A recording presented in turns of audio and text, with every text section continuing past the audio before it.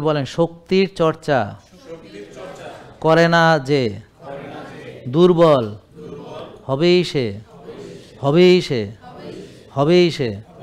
তাহলে আজকে যারা বলবে যে আমি দুর্বল, তার মানে বুঝবো যে ও শক্তি চর্চা করেনি। তাহলে এক হচ্ছে শক্তিশালী খাবার খায় নাই। শক্তিশালী খাবার কোন খাবার?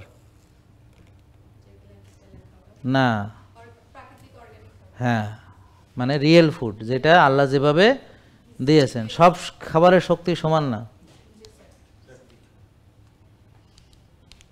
সব খাবারের শক্তি সমান না। এক একটা খাবার এক এক ধরনের শক্তি আছে। যেমন আমাদের একটা মানে সুগার বা কার্বস, এখান থেকে আমরা 4 গ্রামে মানে এক গ্রামে আমরা 4 ক্যালোরি শক্তি পাবো। প্রোটিনে 1 গ্রামে 4 ক্যালোরি, আর ফ্যাটে 1 গ্রামে 9 ক্যালোরি শক্তি পাবো। তাহলে কিছু খাবার আছে এনার্জি ডেন্স, যেমন চর্বি, যেমন ঘি, তেল, এগুলো অবশ্য খাঁটি হতে হবে। তো ওখানে অনেক শক্তি, অল্প একটুতে অনেক শক্তি, এতটুকু অনেক শক্তি।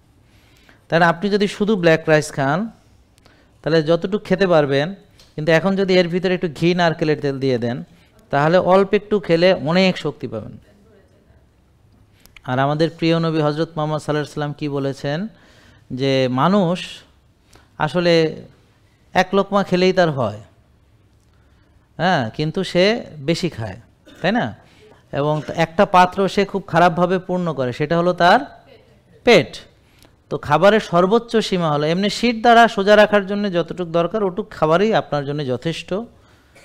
আর খাবারের সর্বোচ্চ সীমা রেখা হলো 1 ভাগ খাবেন, 1 ভাগ পানি খাবেন, 1 ভাগ খালি রাখবেন। আর শক্তিশালী খাবার হচ্ছে যেই খাবারটা তৈব, হালাল এবং তৈব। তাহলে আল্লাহ শুধু হালাল খেতে বলেছেন না হালাল এবং তৈব খেতে বলেছেন? তাহলে তৈব মানে হলো প্রকৃত খাবার, রিয়েল ফুড, বিকৃত না।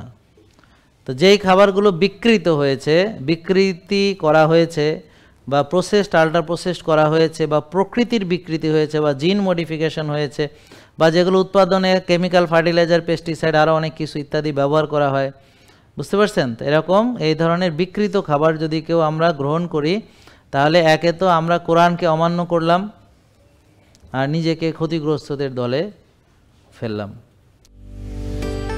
জেকে লাইফস্টাইল, ওষুধ মুক্ত সুস্থ জীবন।